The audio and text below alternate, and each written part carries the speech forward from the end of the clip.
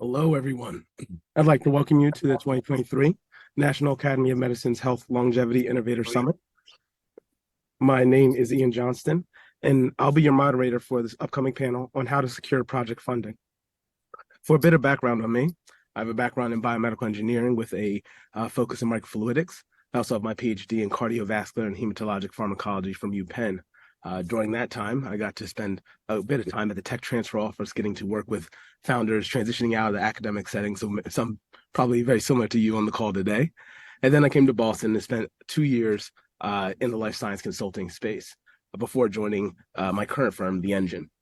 And so The Engine is a VC firm born out of MIT focused on what we call tough tech. And so it's located here in Boston. And so tough tech are these innovations that commonly are coming out of academic settings, but have massive world-changing impact. And so I'm really excited to get to see this panel today because I think it's incredibly relevant in the current funding climate, as well as monumental to those early founders who are looking to change the world, which many of you are looking to do. And so about today's panel, again, titled How to Secure Project Funding. This session will feature panelists representing funding entities across various sectors, and those with extensive track records in securing funding for innovative projects related to health longevity. This panel will ideally provide you insights on ways that Healthy Longevity Catalyst awardees might approach funding entities and position themselves to secure funding from different parties who have very different parameters and very different interests in mind. And so we'll also ideally provide some insights on how various panelists that you get to hear from look at certain innovations and how that has changed throughout their funding roles and prior experiences. Just for some outline of the structure of the panel today, each panelist will deliver brief remarks for about 5 minutes, and we have 5 fantastic panelists with us today. Then we'll open it up for more of a discussion, and the audience will be able to ask questions during this time, so feel free to submit those written questions along the way, and we'll try to get to those during that last bit. And with that, first up is Mahmood Khan, CEO of Hevolution Foundation. Pass it to you. Well, good morning or good afternoon, wherever you are. As you just heard, I have the privilege of being the CEO of Hevolution Foundation. We are 100% dedicated to funding science in healthy longevity and investing capital in healthy longevity.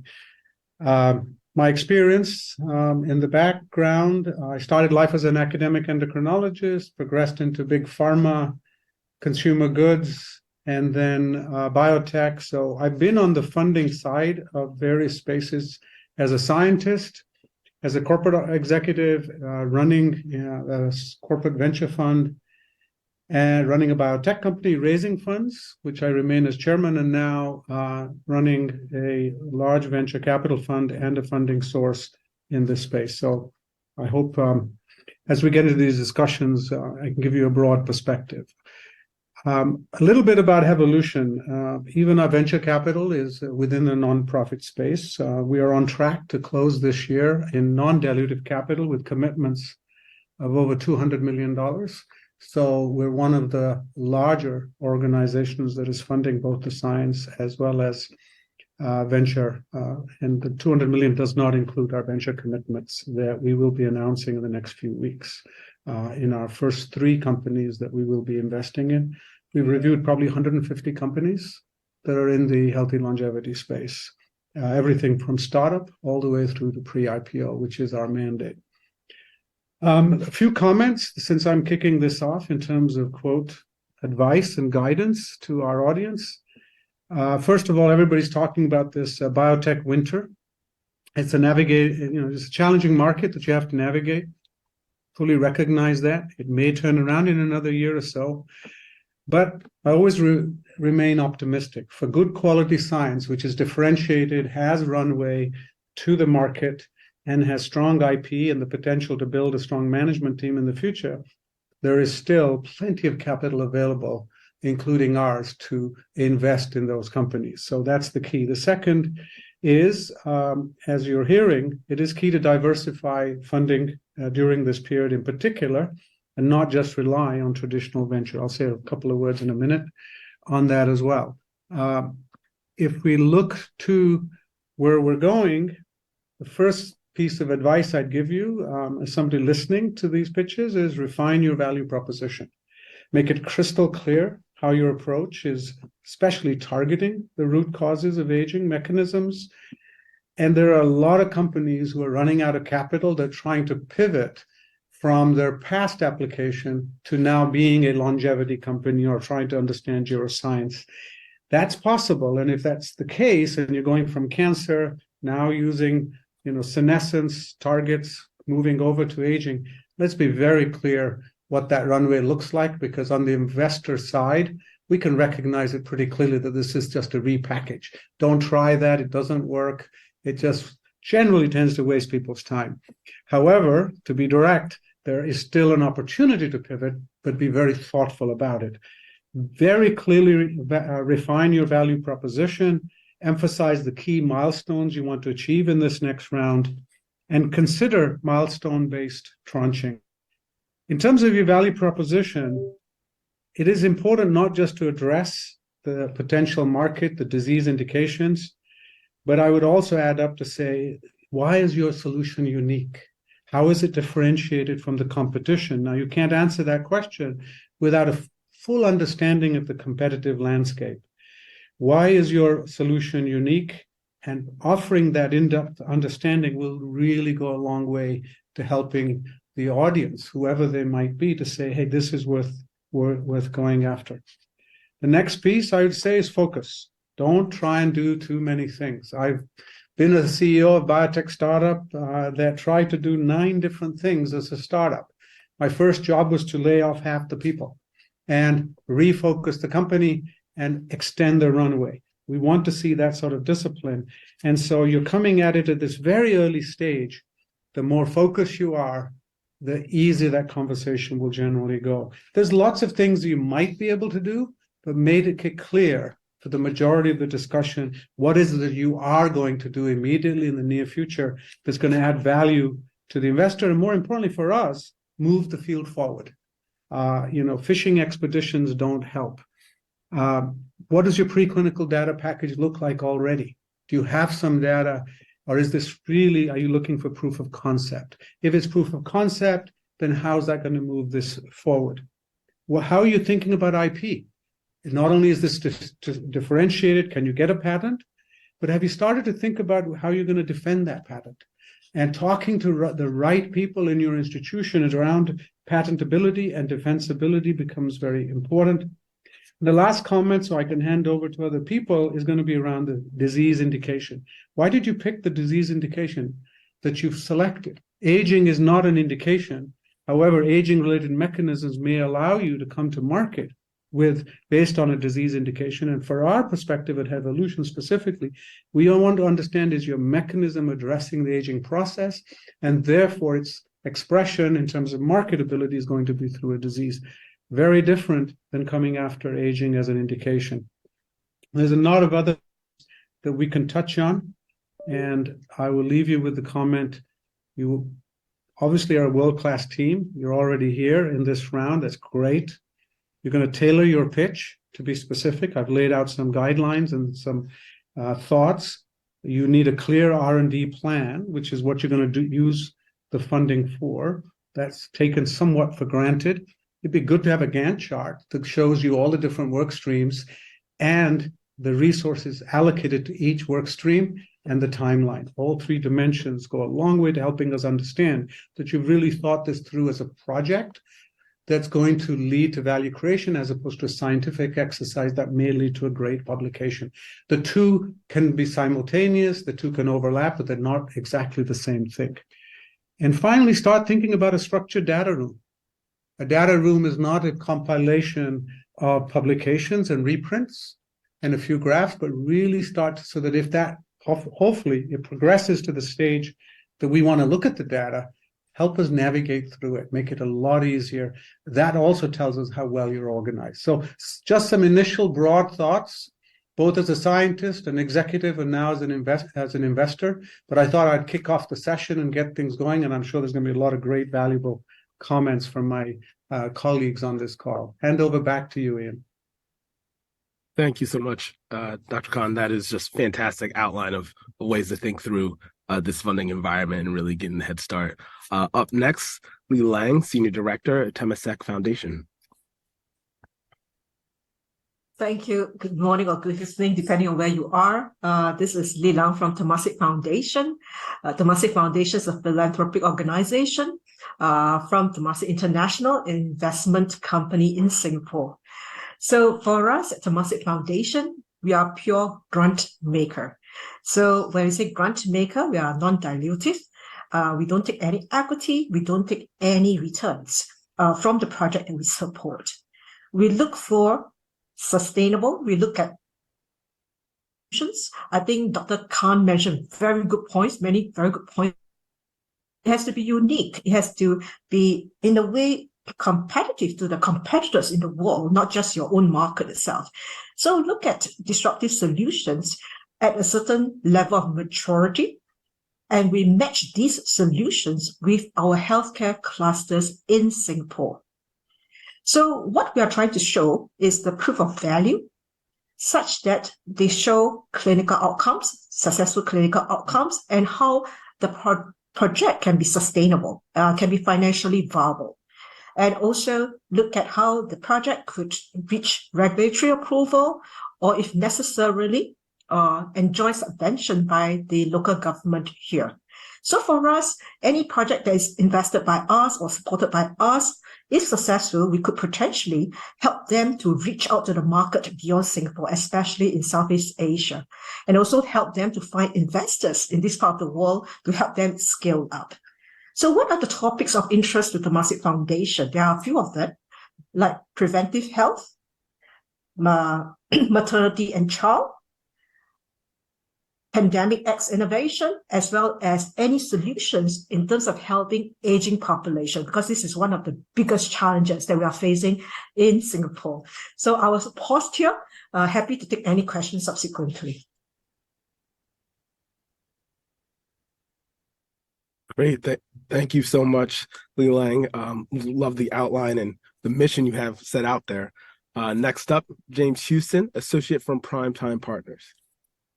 Hey, everybody. Thanks so much for taking the time and for joining the session and for giving me the opportunity to speak alongside so many other great investors, capital allocators, and entrepreneurs as well. I'm an investor at a fund called Primetime Partners. We're an early stage venture capital fund focused exclusively on technology companies that better the lives of older adults and those that care for them. We primarily invest at the pre-seed to Series B stages. So generally companies that are sub $5 million in annual revenue are typically the companies we're looking to invest in. We are currently investing out of a $50 million fund one. We have 32 portfolio companies so far that are all focused on aging or analogous areas. And we're also currently in the process of raising our second fund too.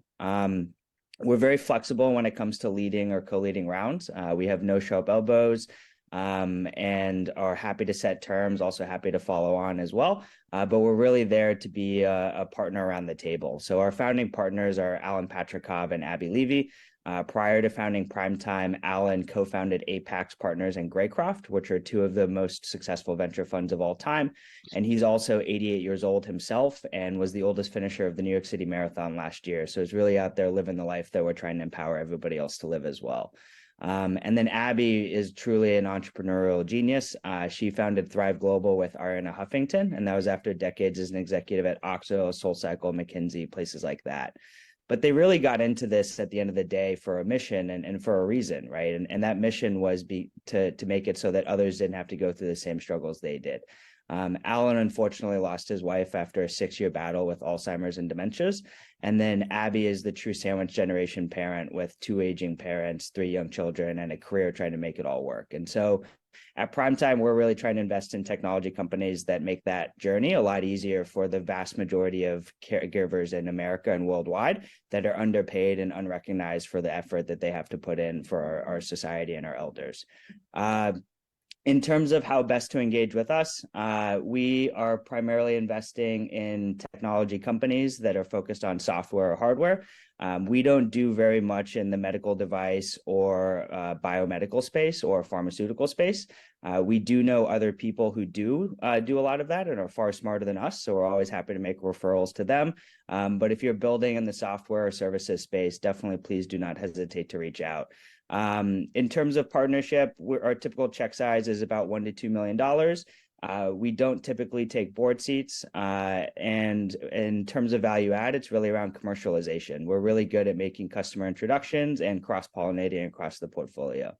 And then I'm sure the big question that everybody's wondering right now is, what does it take to get venture capital funding, right? What's the environment out there right now? And unfortunately, the long and short of it is that it's really difficult. Right now, it's some of the toughest times that we've seen in the last decade or so when it comes to securing venture capital funding.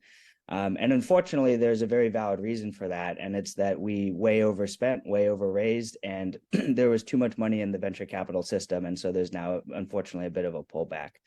And as a result, there's now a really big focus on profitability, or at least a quick path towards profitability, and really laying out very achievable milestones and metrics that you're able to hit and show growth to your investors. At the end of the day, venture capital has capital in its name for a reason, right? It's kind of capitalism perfected, I say, in a lot of ways, right? And the reason is it really does put a premium on growth and on growth capital and on scaling quickly. And so if you're a founder out there and you're thinking about VC, you do need to know that it does come with some strings attached. And those strings are that some of the time investors in VC will require growth at all costs. And they'll be there to support that growth at all costs, but it is definitely always an expectation. And so as a result, I think we got a little too far away from kind of some of the underlying expectations of the last couple of years. But I think it's finally starting to come back just a little bit more. And I do think that there are some pretty phenomenal funding opportunities out there for entrepreneurs that are innovating and looking for VC dollars, because there still is a tremendous amount of dry powder waiting to be deployed on the sidelines into the right companies and the right entrepreneurs. So. Awesome. Thank you so much, James. And we'll definitely be touching on that in the further conversation of that venture capital dynamic and how that's changed so much. Now we have Magna, Director of Business Creation at EIT Health. Thank you so much, Ian. And I don't know what I can add to all the points that were raised. So here, hello from Europe. So good morning and good afternoon to those who are listening across the globe. I'm representing an organization that is a public-private partnership. We are backed by the European Union, so the money that we're operating with are public. However, our mandate spans towards creating sort of an evergreen ecosystem where the money from successful projects could be reinvested into fostering further innovation in healthcare.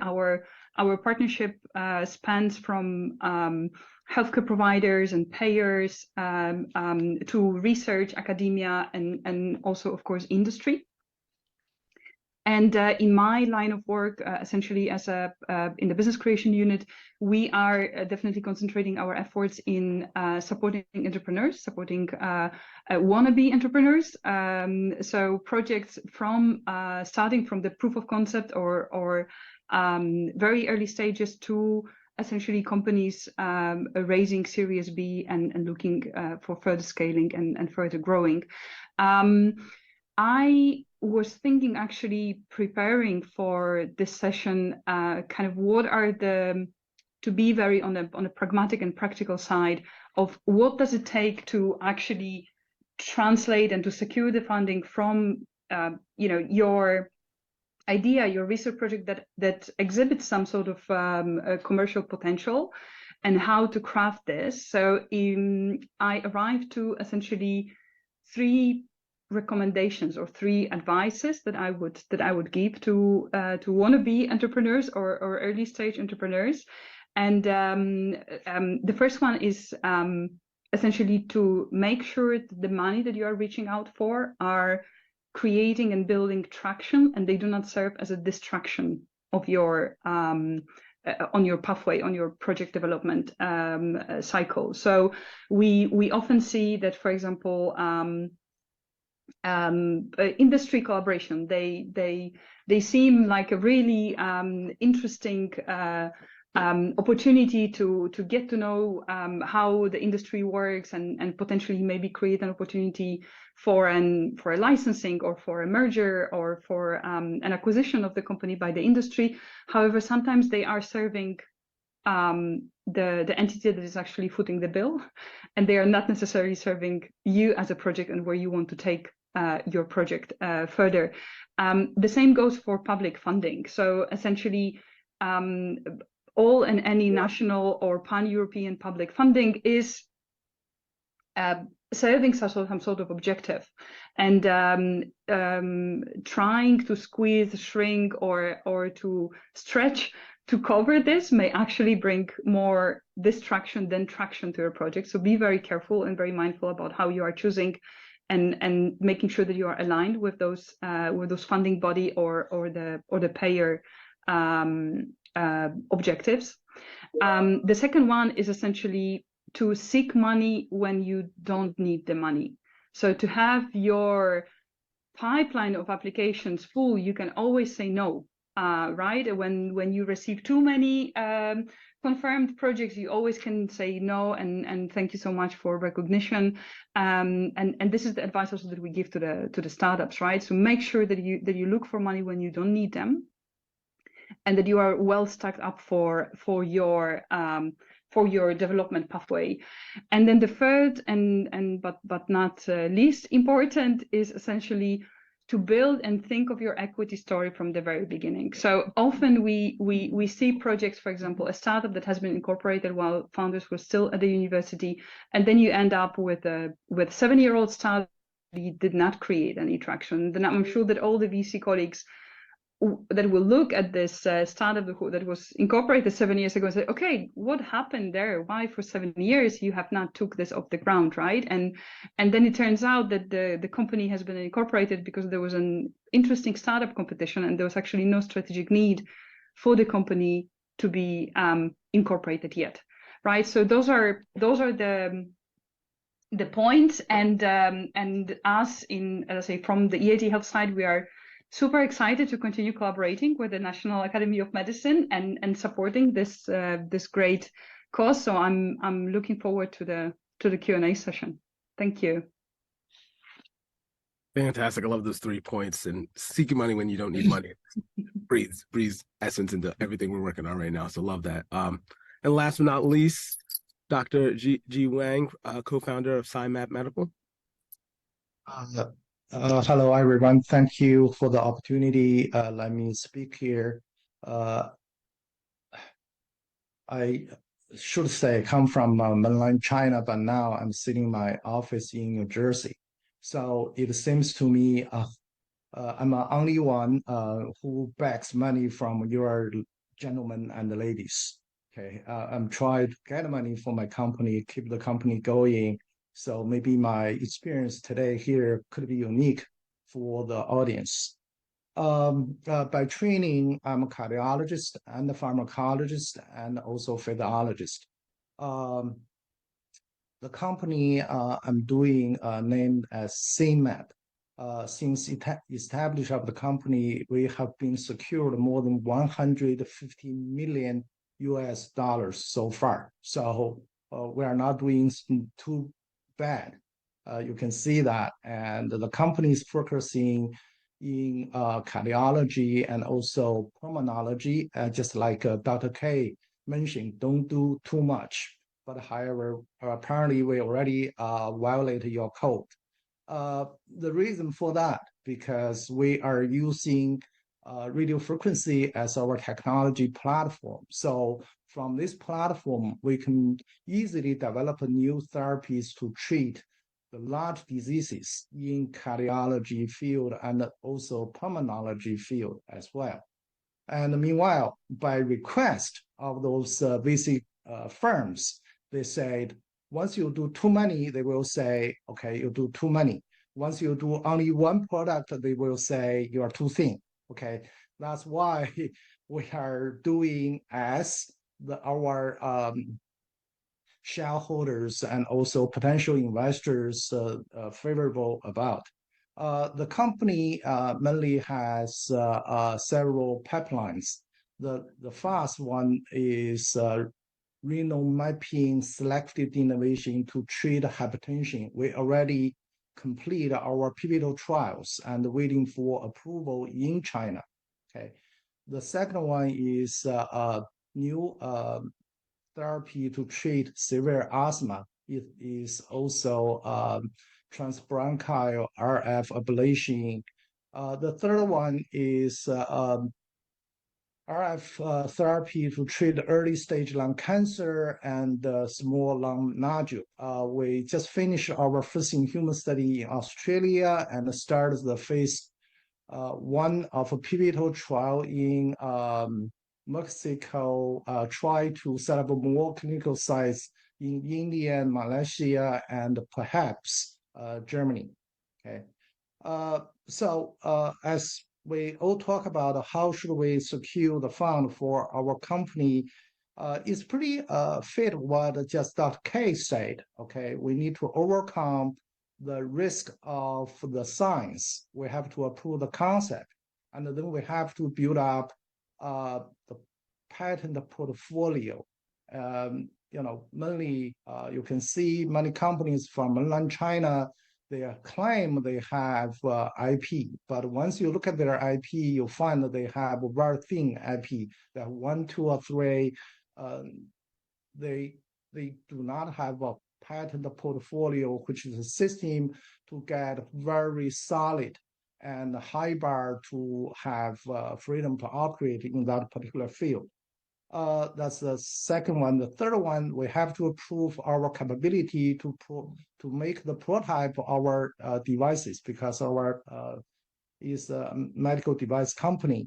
The fourth one, we have to have a very clear clinical pathway and also the regulatory strategy, not only in China, but also in European countries and also in US as well. The next one, as a physician scientist to found a company, people always concerned about your capability. How should you put a management team together with multi-disciplinary, multi-skills, which is always a challenge. They will say, you have to resign as a professor from your hospital, from your university, otherwise you cannot focus and concentrate on what you are doing. So that's why now I almost full-time work with a company. Finally, Dr. K also mentioned this as well. We'll look at the market size. Are you doing something for a market size just $100 million or $10 million, or is it going to be $1 billion market? It's made huge difference.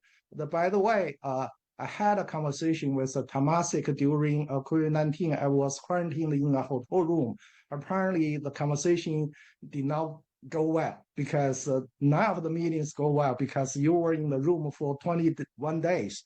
You can't have good temper with anyone you talk to. So maybe you have another chance. I can talk to Temasek and see whether we fit your requirements or not. By the way, I'm also on the funding side as well. I'm a venture partner of a VC company based in Suzhou, which is a city near Shanghai. CMAP also located in the called Bio Bay in Suzhou. And for the funding side, we also follow what just Dr. K mentioned. So I think I should stop here. Awesome. Thank you so much, Dr. Wang. I think it's really great getting kind of a perspective from both sides. And I would like to thank all the panelists just for giving that first rundown. I think getting the structure out from Dr. Khan and hearing about the missions from Dr. Lang and James Houston, and really understanding how these all kind of evolve over time and how the funding arena evolved so much and how to adjust that. So with that, I'd love to kind of transition to kind of more of a discussion format, have some questions that I think would be Great to kind of hear from you all to really kind of lean into some of those key questions I can imagine founders are having. So Yep. if I understood your question, because there was echo, what are the common pitfalls and challenges for startups? So I'll go back to some of the comments that I made. I think I covered and touched on sort of a list of what to do and what not to do. And really, I selected those based on what I've observed both as an investor and on the funding, on the recipient side. Let me drill a little deeper just to get this going. My team, this last 12 months, has looked at 150 companies, as I mentioned. Just do the analysis. That's 3 companies a week. And so you are, when you're pitching, you're not on your own. You've got a team that's going through literally another company every 48 hours on average. And you need to get their attention. You need to be very clear why they should drill deeper into you and why you should go to the next step. And I touched on all of those things simply because out of the, let's say that 150 that we looked at first, there were 20 who made it to the next round. You want to be one of those 20. And the other 130 that didn't make it didn't follow the sort of guidance that I was talking about. I think Magda also made some very important points, which is, are you aligned with the mission and the funding agency strategy? Each funding agency has a strategic directive. In the European Union, where I actually do have experience with the KIC initiatives, Magda, in terms of activity, there's a clear direction that the public funding agency has. Is your pitch aligned with that? For us at Evolution, our investment fund and our non-dilutive research is very much focused on the aging process. So we want to hear how you're aligned. It doesn't, my experience, it doesn't matter on the size of the fund, whether it's a $50 million fund, or in our case, several $billion, the principles are the same. That's where they make the mistake. And the last piece I'd say on this is really show you've already made some tangible progress. Highlight what progress you've made and what are the milestones you've achieved and the milestones you anticipate to achieve. And showing that trajectory will go a long way. And often that's lost. It's so much lost in the science discussion, the very basic biology, which is important, that's foundational, but now to show how this translates. So I'll just stop there, perhaps to kick the discussion off. But I'd say the bottom line, tailor your pitch. Know your audience, know what's important to them, and tailor your pitch. Do not come at it with the cookie cutter. Usually won't work. I love that because it speaks to a phrase that I've heard quite commonly where it's, you're not convincing VCs, you're trying to find your match. And so it's like you have to find those people who kind of are speaking the same language. Would love to welcome Dr. Lang, James Houston, Magna. Would love to kind of hear from you as well. What are those kind of biggest common pitfalls or challenges that you've observed in that early stages, and kind of the top one you would advise people to try to avoid? Maybe I'll start out. Right, Dr. Kai just mentioned they do not have enough patience and enough time for you. Look at this: 150 companies, only 20 survived from the first round. I guess the last one who can survive could be just 1 or 2, not more than 3. So you have to have very sexy topics, and then the style of the presentation to catch their eyeballs in first couple of minutes. Use an example, also make them to understand what you're doing. Okay, give you the example as one of our startup companies we did, which called Ardian, which is the first renal denervation company. I did a very original work with my partners, Harvard, Levine, and also Mark Golfin.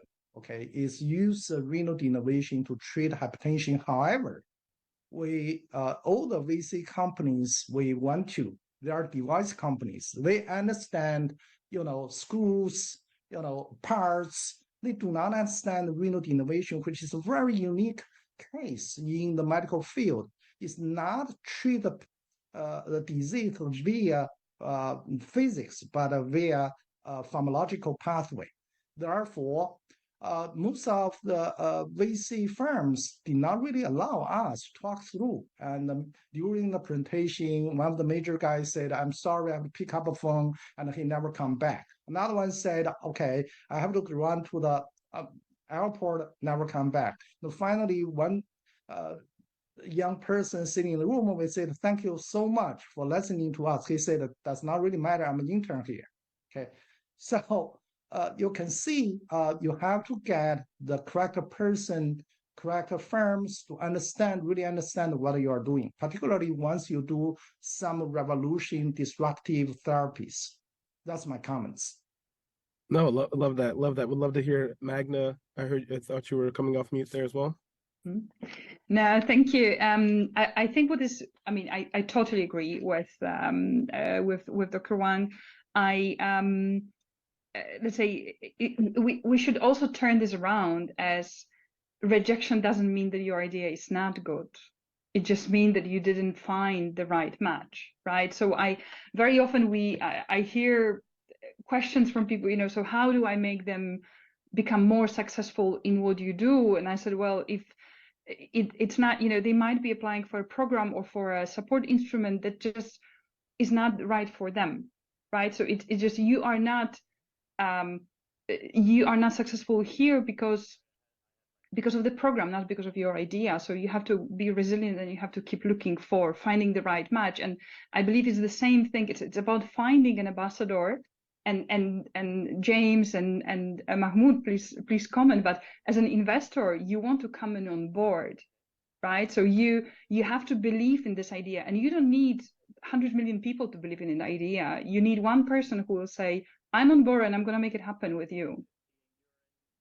Yeah, I couldn't agree more, Magda. I think for us, one of the things that I always try and do for any entrepreneur that I meet with is, this is your dream, this is your baby, this is a thing that you think is going to change the world. And I really do respect and want to empower that.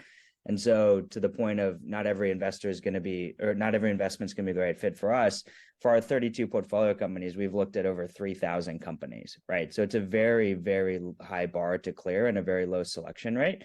But what I always try and do is, even if it's not the right fit for you, I have 200-300 other investors that are in my network that it might be the right fit for. And so never be afraid to ask for that introduction to who a better fit might be. Never be afraid to go search for it yourself and reach out to them and make sure to personalize it to all the points that were made earlier.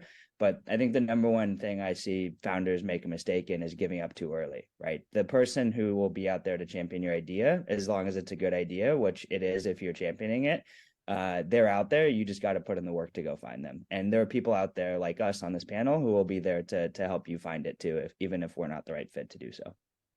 And Ian, if I can just build, I think James and Magda both raised an excellent point.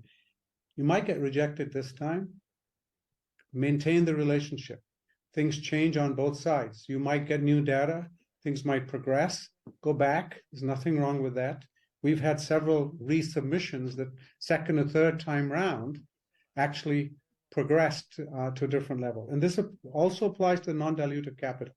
So our comments, I think, apply to both sides. The other thing, in addition to the network, is look at them as partners. They may actually be able to give you input. Everything from study design, technology development, IP strategy, finding when you need it, the right management. The investors are there to make you successful. They're not your competition. They're there to make you successful. Our mission, either as as a philanthropy grant funding agency or as a venture capital fund, is to move the field. It can't happen without your success. And so we're partners in that sense. We're not out, quote, to get you. We don't get paid until you succeed. So the real question is, can we help you in that? Embrace that help, invite it in. I think you'll find a very different relationship if you're open to that, where you sort of take the position of, hey, here's my idea. Do you have any thoughts? How might I go about it? Even if they don't end up investing, they'll probably give you some sound advice. I would take it on all fronts, the business plan and the science plan. No, I absolutely love that. I would love to bring Li Lang in on this question of pitfalls, but also kind of evolve it to also from your process of seeing companies. We've heard a lot of people see how many companies they see. are there any parts of that process that stand out in your mind as like kind of most crucial as well? So pitfalls, and what part of your processes are you kind of most focused on in this day and age? As a grant maker, we do receive a lot of proposals because it's non-dilutive grant. But what's more important is really know your funder. You must understand the need. Where's the gap? What exactly are we looking for? A lot of innovators will come to us and say, I have this wonderful technology, but it's not about your technology. It's your application of a technology to solve a particular issue. I think that's what we are looking for. And for us, when it comes to, because we are slightly early stage, a lot of proposal comes to us without being very clear what's the measure of success. That's very important to us. How do we know that you're successful? And to agree on all the quantitative or the kind of, I'll say, clinical outcomes that we would like to agree that this was something they're trying to achieve. So that is also very important to us. And one last thing that I would really like to mention is about plan for long-term sustainability. It's not a one-off. It's not just a grant. It's how after completing the grant, you can move to the next stage. We really like to see a strong team and you have very clear pathway towards success. So this is important for us at the early stage as a grant maker. And Li-Ling, I would actually like to come right back to kind of one of the next question, thinking about are there any programs or any other types of activities you see companies doing that has led to their success, either before coming to you as a foundation or after you, where it's these types of, it's in Boston, for example, we have things like Activate or I-Core types of things in the US. But would love to kind of get that perspective from you all as well. So Li-Ling. So I think in Singapore, we make them with, I would say, the hospital clusters in Singapore. So basically, there are various perspectives. One is from the clinical outcome perspective. There must be a champion within the clinical cluster that would like to champion this particular pilot. On top of that, we'll matchmake them sometimes to the accelerator from a business development perspective. So it's about a bit of a hand-holding, but ultimately it's relying on the innovators themselves, how you're very clear towards your path to success. I think that's important. That's only how much people, I mean, a lot of people can bring you, bring the horse to the water, but the horse must drink the water themselves. So that is what's happening to a lot of innovators. You must help yourself. So for us to help you. That I love that. That is accurate for sure. We'll have to go in reverse order. How about James, if you can come off mute, what are some of the accelerators, some of the programs that you see have helped founders that you would maybe suggest to some of the awardees to participate in? Yeah, absolutely. I mean, I think that it's hard to go wrong with any of the big name brand accelerators that people talk about, like Y Combinator, 500 Global, Techstars, things like that. But everybody already knows about those. The ones that I would more so focus on are the accelerator funds that really focus on specific cities. So I personally am based here in New York, and I know that there are a large number of accelerators here like SOSV, ERA, others like that are based here in New York that really have that local focus and the local edge to be able to have kind of wet or dry lab space or introductions to universities or institutions in the area that can be helpful. And so I don't know, obviously, since this is a global panel, I don't know all the cities that you all live in, but there are city resources available out there that will absolutely have whatever the top local accelerators are. And I would actually suggest checking those out potentially over some of the more international accelerators where the competition will be significantly steeper.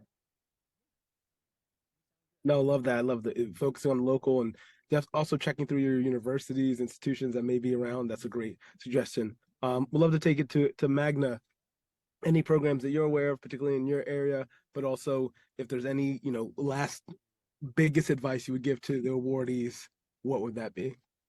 Right. I mean, I would second James on let's say on seeking opportunities to build and to expand your network, to really understand what people are doing and what people are working and where the thinking is go with regards to your project, your area. I think this is massively important because those contacts with the universities or with the hospitals or with any other players, starting locally or nationally or regionally, doesn't matter.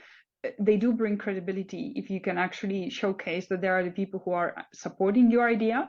And then commenting on the pitfalls. So we talk about how important it is to understand your founder and and to be aligned with them. And I think that one of the biggest pitfalls that can happen is actually accepting the founder, accepting an investor whose objectives are misaligned with your objectives. So we see, especially, I mean, we're all operating in healthcare space, and there's a big hype and a big interest from the tech sort of part of the world, and they are coming in, and healthcare is very specific and everything, and they see a very interesting technology, and they say, wow, this could be, we could take it. And there's this element that Mahmoud was speaking about, the growth that they're going to be looking for spinning out the growth to the maximum, which might actually be drifting your company away from the original goal.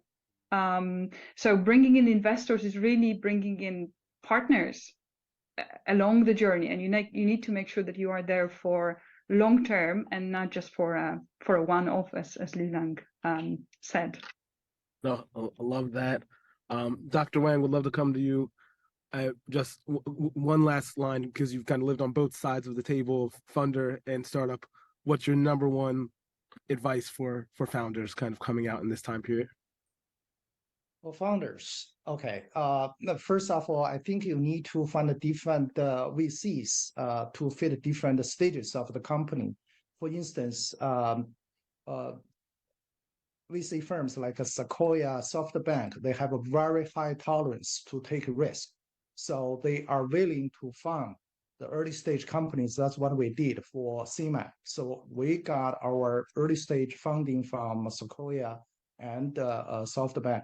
And once a company move on, once you have already built up your prototype, already started your clinical studies, and they already see the company in the stage which the risk is much lower at the early days of the company, you can looking for the Hong Kong-based company, Singapore-based company, because most of these firms, they come from real estate money.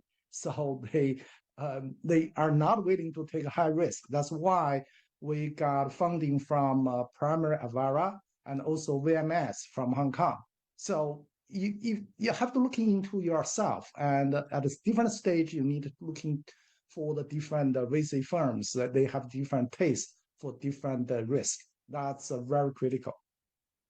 No, I love that. And unfortunately, we are up on time. I feel like I could talk to you all for a whole nother hour.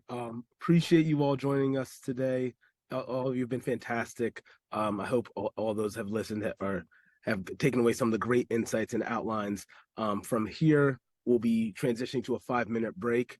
But again, thank you all to the panelists, and I hope to connect with you in the non-Zoom world at some point.